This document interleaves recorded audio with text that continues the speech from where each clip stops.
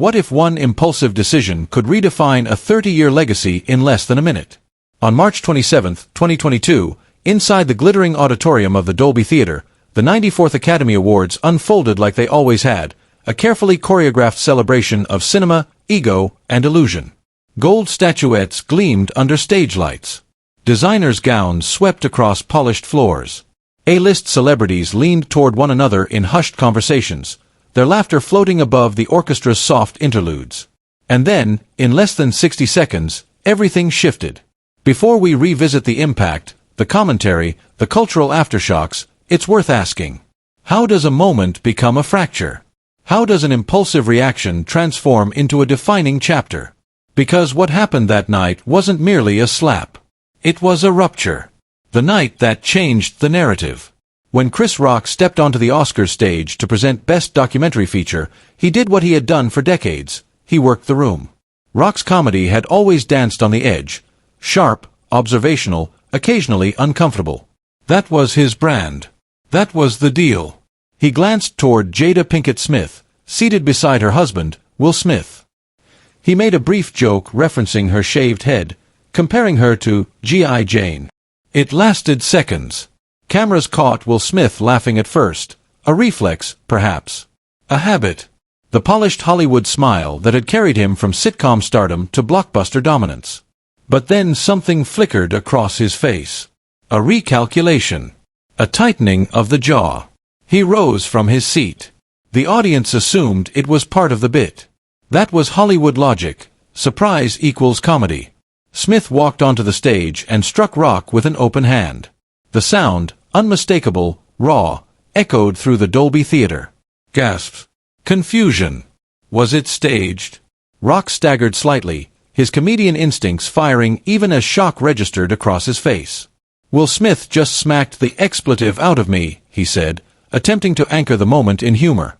But Smith returned to his seat, and from there came words that stripped away any lingering doubt that this was theater.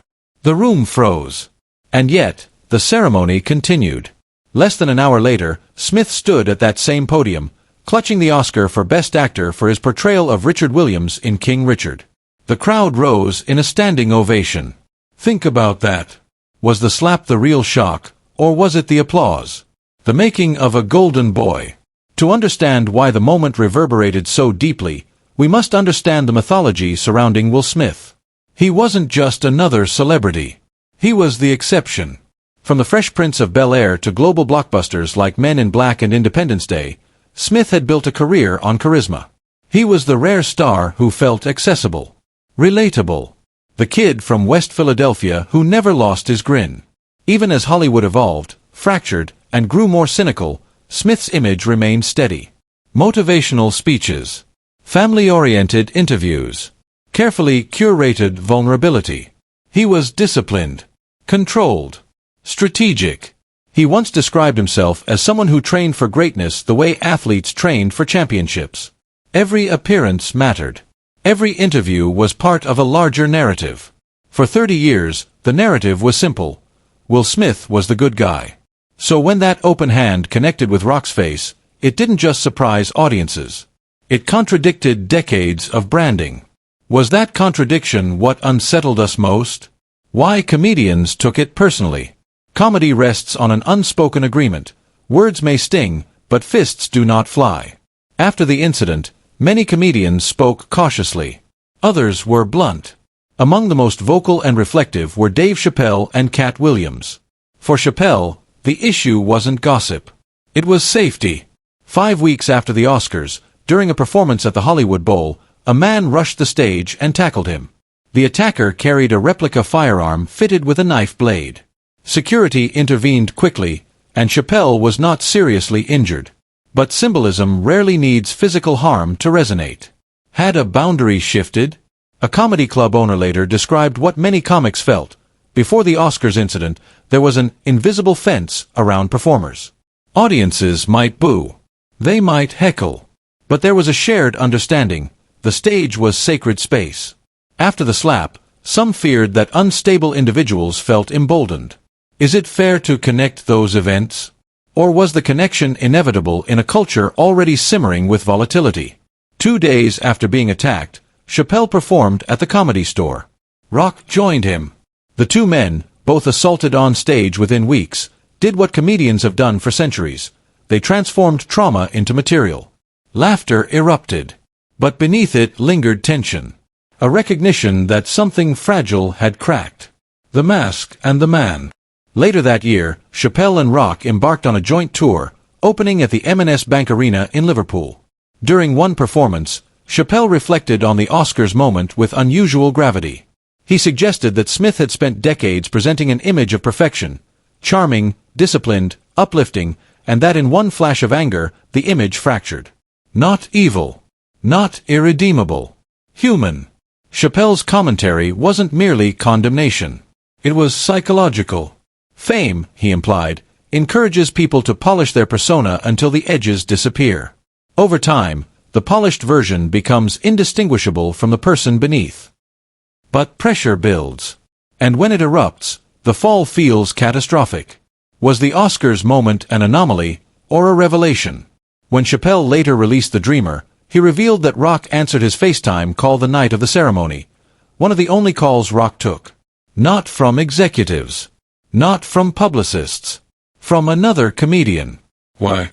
Because only someone inside the craft understands what it means to stand alone under stage lights, exposed, vulnerable, and absorb a blow. Enter Katt Williams, the system under the spotlight. If Chappelle examined psychology, Williams interrogated machinery.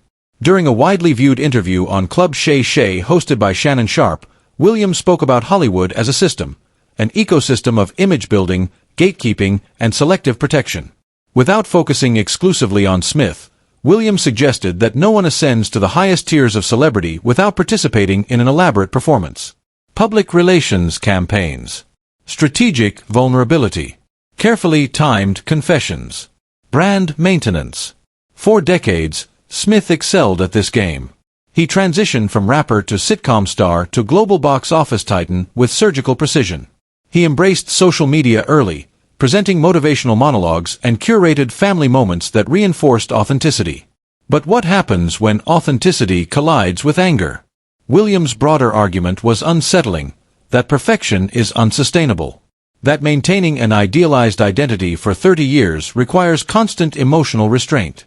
And when restraint snaps, the fall feels amplified.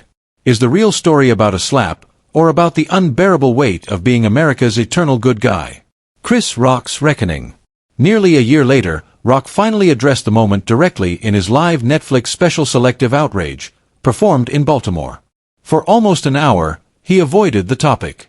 The tension in the room was palpable. Audiences knew it was coming. Why delay? Perhaps because timing is everything in comedy. Perhaps because the punchline, metaphorical this time, needed to land precisely. When he finally turned to it, Rock dismantled the moment with controlled fury.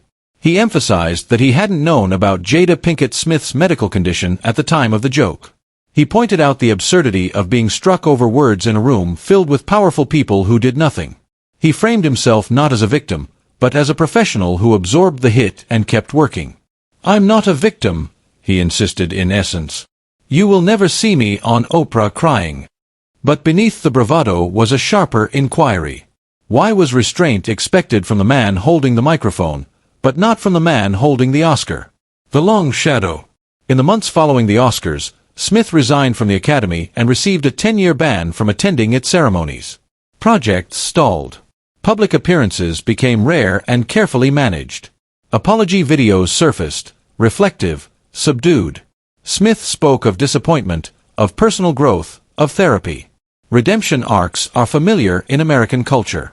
We love a fall. We love a comeback.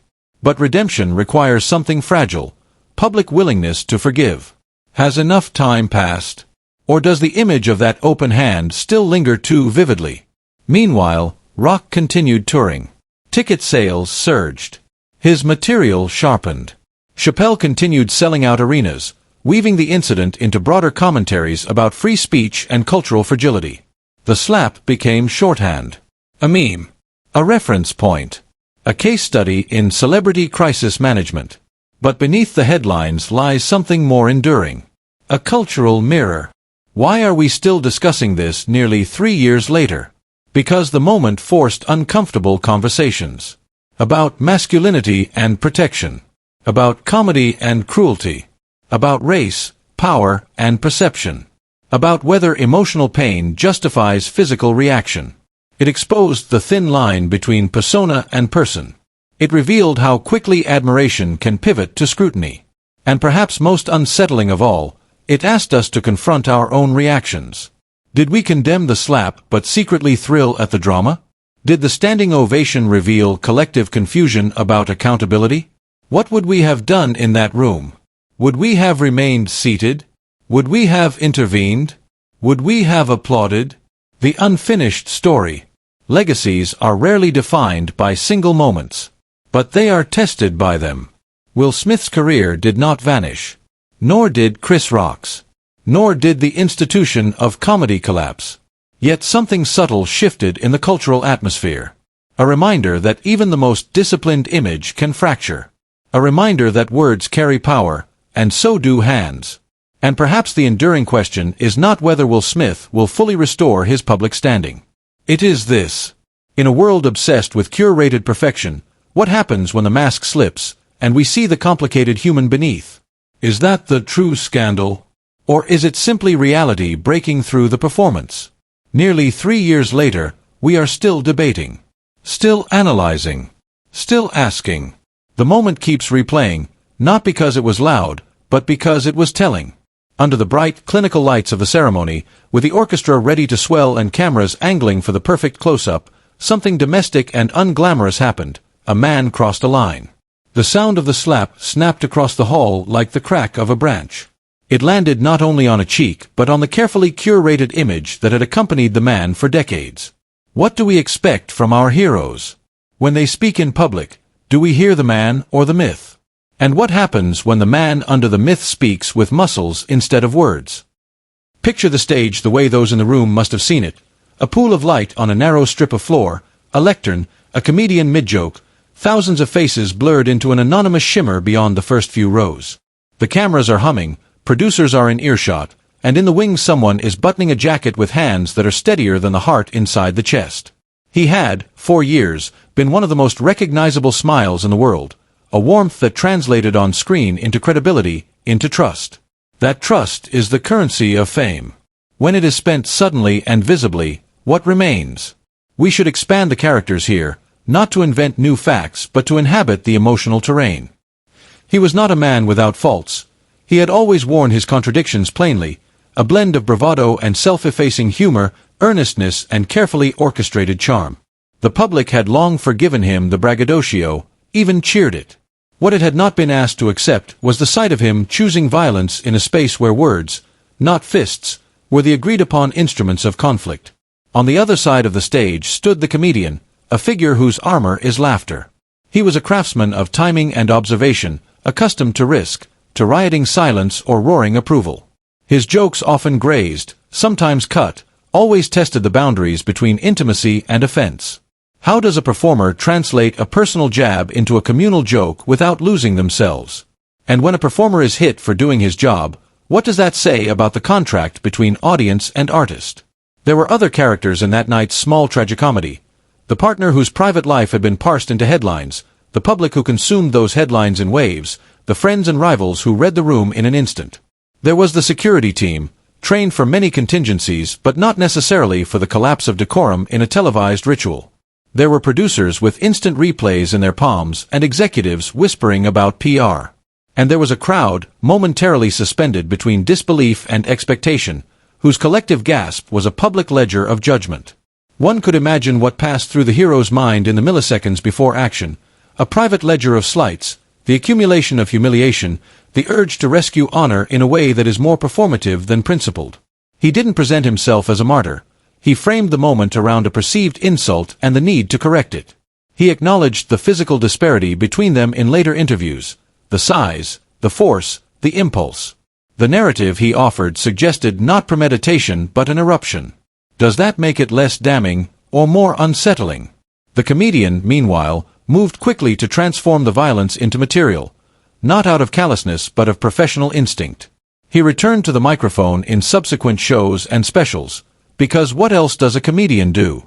He turned a moment that could have rendered him mute into a provocation, asking the audience to sit with the discomfort and still laugh. Was that courage? Or a kind of necessity shaped by a livelihood that depends on an audience's willingness to keep listening? The internet, with its speed and its appetite for moral arithmetic, did not hesitate. Memes proliferated like summer gnats, headlines multiplied, and pundits dissected motives in columns that glowed for a day and then sought fresh oxygen. The man who had hit became a subject of official discipline, banned from the ceremony's future, his projects, and honors re-examined through the prism of that one night. His career was not over. He remained rich, connected, capable of more films and more visibility. But something historic had shifted in how people would see him. Ask yourself, can a public identity survive an event that contradicts its core virtues? How do you reconcile years of family-friendly charm with a sudden, inexplicable act of public violence? For some observers, the man's decades of goodwill bought him a soft landing. Apologies, PR teams, trustees of his reputation who set to work. For others, the smack was a crystallization of traits previously denied: ego, fragility, the brittle edge of fame. The aftermath changed more than an individual. It reshaped the space where comedians work. Comedy depends on vulnerability, the daring to say something true and risk the silence. Yet part of that art's safety was an unspoken agreement that words, not fists, settle public disputes. After the public violence, venues tightened security, agents negotiated new clauses, and performers felt the presence of the invisible fence differently. Intimacy between performer and crowd, once a given, became negotiable. When artists feel less safe, does their material become bolder out of necessity or more cautious by survival instinct? Two notable comics refused to yield to fear. They doubled down on their provocative voice, sharpening the satire and refusing to offer scripted apologies to placate the new mood. Their work suggested defiance. If humor is a mirror, breaking it is a different kind of violence that they would not allow. If comedians retrench and tell safer jokes, does the public lose a necessary corrective, a social conscience disguised as laughter? There were career questions too. Before the slap, the star's career arc had already faced typical industry erosion. Tastes change, streaming reshapes revenue, and age narrows the kinds of roles available. A prestige film had momentarily reset audience perception, evidence he could do weightier work. He won the highest accolade afterward. But the victory, in the public eye, could never be separated from the incident. The award, intended to honor craft, also became an indictment of the world's conflicting impulses, to celebrate achievement while still punishing moral lapses. Silence followed the furor. A video apology later felt, to many, rehearsed and produced rather than raw and transformative. He stepped back from aggressive public defense and entered a quieter orbit. Is silence a strategic retreat, a pause to allow the tremors to settle? Or is it revealing, the absence of genuine public reckoning that the moment demanded? If true change is the goal, must it be confessing and visible, or can it remain private work of conscience? These are complicated questions when lives are lived under the microscope. The episode also forced a larger question about the structures that yacht and anchor fame. How does celebrity culture protect and shield its most profitable figures until it doesn't? Who decides when redemption is possible? How do industries reconcile commercial benefit with moral cost? History offers examples of rehabilitation, of comebacks crafted by smart PR and patient audiences. But each act of rehabilitation reshapes public memory, and memories, once altered, are hard to reverse. For many who grew up with him, he was not merely a performer. He was a familiar presence in domestic weekends and family outings, a friendly face on televisions across decades. That intimacy made the rupture more jarring. If someone who felt like a constant friend can deliver a performance of violence on television, what does that do to our relationship with mediated figures more broadly? The final, public reckoning unfolded not in a courtroom but in conversation. The comedic community's response, the Academy's disciplinary action, the public's divided sympathies. Three comedians, the one struck, one attacked later in separate incidents, and an outspoken critic of the industry, kept the conversation alive. They reframed the episode as something larger, not a petty feud but a window onto authenticity, masculinity, humiliation, and the architecture of fame. So here are questions to leave you with. Can someone built on decades of goodwill redefine himself after an obvious and visible loss of control? Should we want that redefinition, for him, for the industry, or for ourselves? Is redemption measured by box office returns, by awards, by silence, or by visible, demonstrated change? And what of comedy? Has it grown braver, sharpened by confrontation and chance, or more guarded, wary of the stakes? Do performers now step on stage with renewed armor, or with the same fragile courage they always had, only more conscious that the rules shifted? One night did not end any career. It altered the lens through which a career is seen. The mask slipped, and when you see someone clearly, you cannot unsee. In that clarity are the difficult, necessary questions about trust, power, and forgiveness. Do you believe genuine public trust can be rebuilt after such a moment? Has time changed how you feel about him, or made your view firmer? And do you think comedy emerged braver, or more cautious, in the years since? Tell us what you think.